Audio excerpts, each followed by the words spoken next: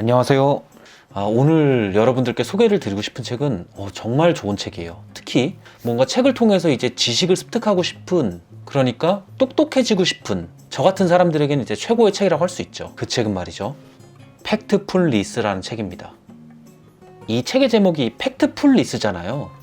책에서는 이제 사실 충실성이라고 얘기를 하는데 그 단어 자체가 좀 와닿진 않죠. 그냥 쉽게 약간 저급하게 얘기를 하자면 이런 겁니다. 야, 팩트 가지고 얘기해. 이런 느낌이죠. 이 작가인 한스 로울링이라는 분은 굉장히 세계적인 통계학자임과 동시에 의사입니다. 당연히 통계학자다 보니까 여러 가지 통계 분석들을 실시하면서 얻은 지식들이 있잖아요. 뭐 강연을 다니거나 발표를 하러 갈 때 얘기를 하는데 이분이 깜짝 놀라게 됩니다. 왜냐? 발표를 듣는 사람들이 굉장히 유명한 사람이에요. 근데 진짜 너무 모르더라는 거죠. 모르는 걸 둘째치고 너무 오해를 하고 있다, 세상에 대해서. 그거를 보고 이 작가가 야, 이 자식들 이거 안 되겠구만, 너무 답답해가지고 이거를 이제 책으로 만들려고 한 거죠.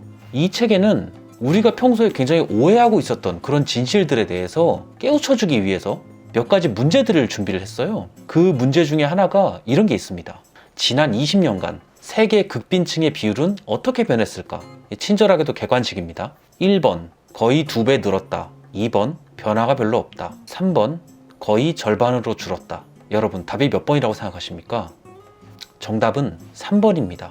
거의 절반으로 줄었다입니다. 근데 이런 문제를 발표 자리에 가서 관객들한테 딱 냈는데 거기에 있는 사람들은 뭐 굉장히 유명한 의사, 경영자, 언론인, 정치가, 뭐 심지어 이제 노벨상 수상자까지 있는데 정답을 맞춘 사람이 고작 7%밖에 안 되는 거예요. 이 사람이 좀 화가 났나 봐요. 책에다 이런 말을 씁니다. 아니, 세 개 중에 하나를 찍어도 33%인데, 침팬지도 33%인데 7%다. 이거는 이 사람들이 굉장히 심각한 오해를 하고 있고, 더 큰 문제는 이 오해가 나름대로 체계적인 오해다. 근데 이게 왜 문제냐? 이상한 오해를 하니까 정책들도 이상한 방향으로 간다 이거죠.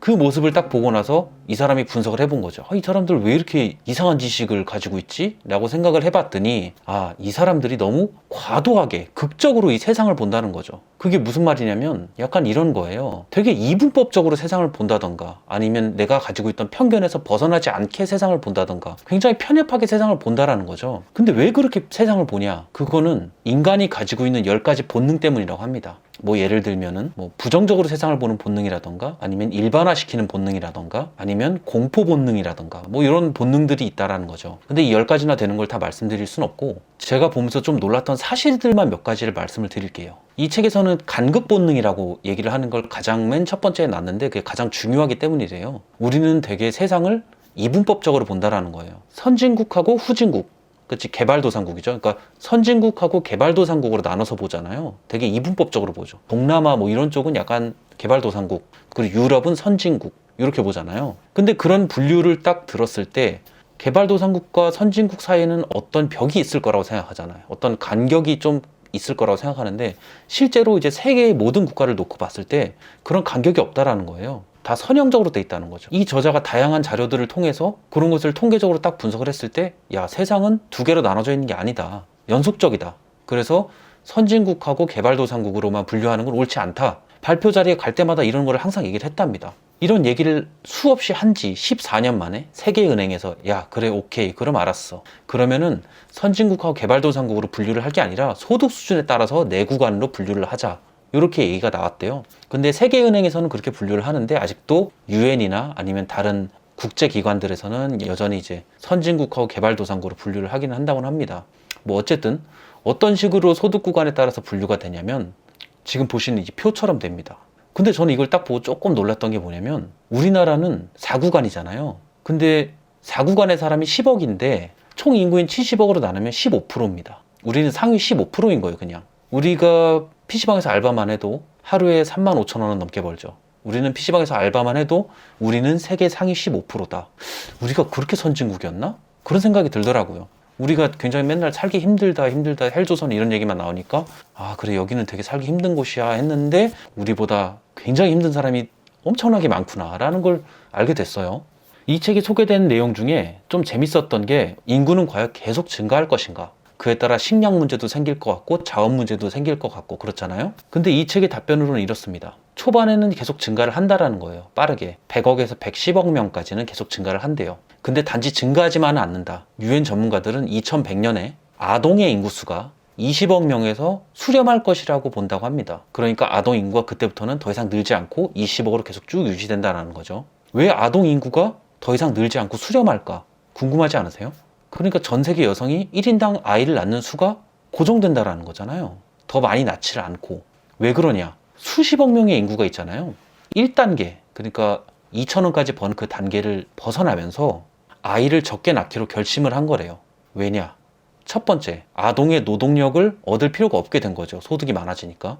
그리고 두 번째, 아동 사망률이 현저히 줄었기 때문에 아이를 많이 낳을 필요도 없어졌다가 두 번째고요. 그리고 세 번째는 소득 수준이 많아지고 내가 교육을 받기 시작하면서 내 아이를 좀 잘 먹이고 잘 교육시키고 싶은 욕구가 늘어났기 때문이래요. 이런 이유들이 있다 보니까 결국 자녀 수는 적어야 될 수밖에 없는 거죠.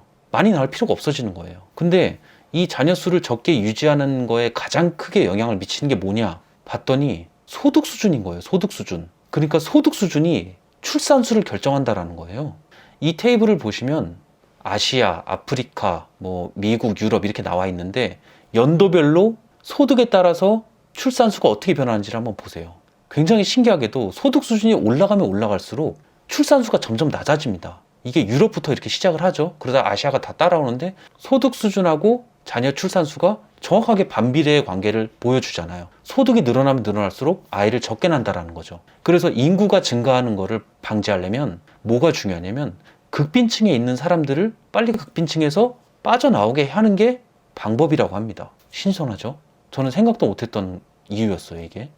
좀 놀랍더라고요.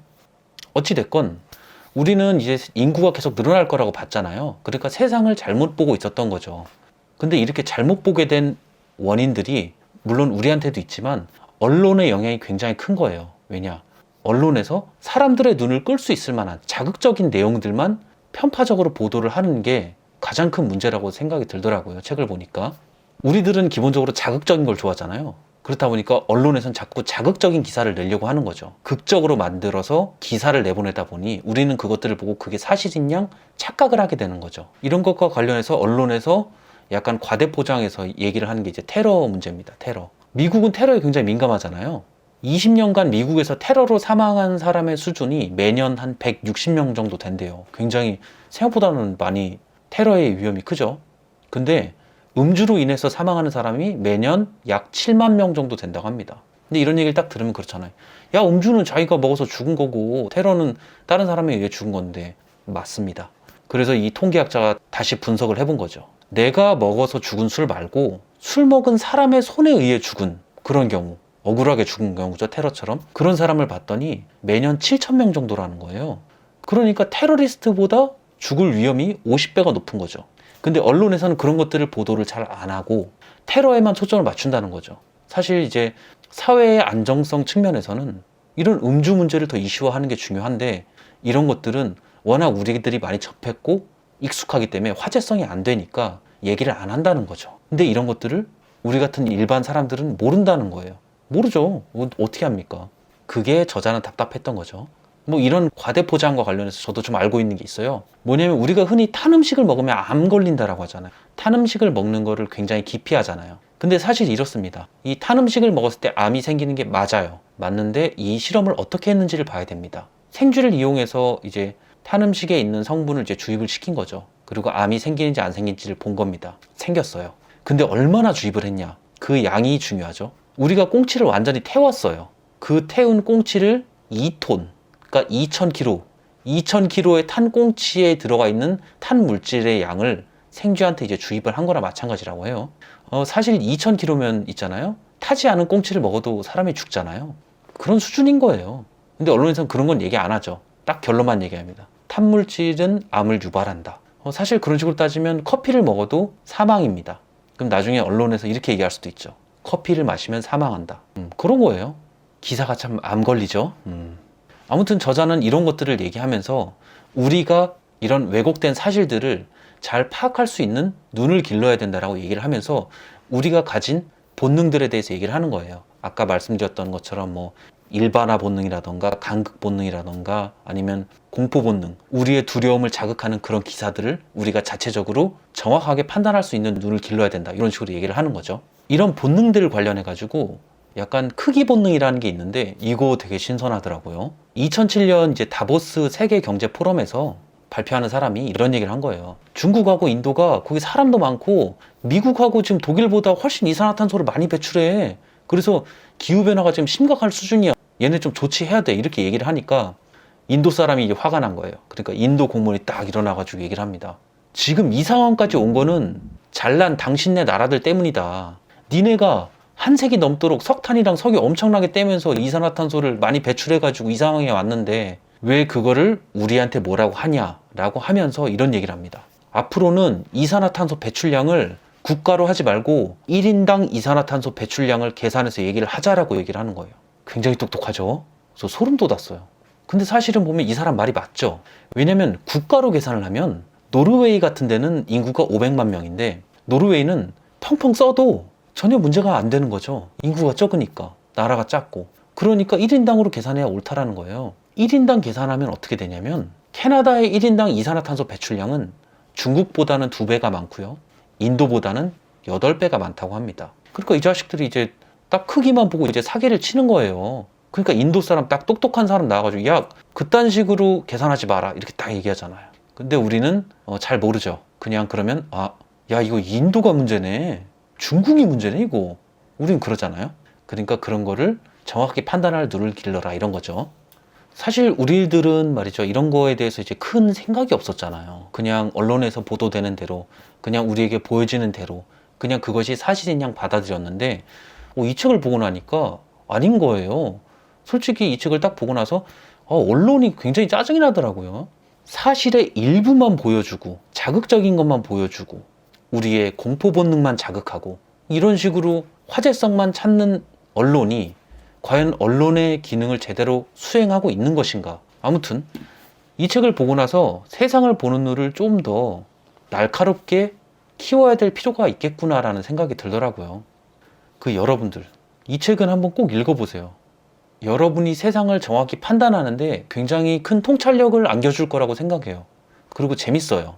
왜냐면 우리가 평소에 깊게 생각하지 못하고 넘어갔던 것들을 잘 짚어줍니다. 이 책을 읽고 영상을 찍으면서 저도 알게 된 팩트가 하나 있습니다. 뭐냐면 여러분들은 이 쿠키 영상까지는 절대 안 볼 거라는 거, 그거는 이미 굉장히 팩트인 것 같아요. 그래도 봐주시는 분이 있다면 그분께 정말 감사드리고요. 오늘도 행복하시기 바랍니다.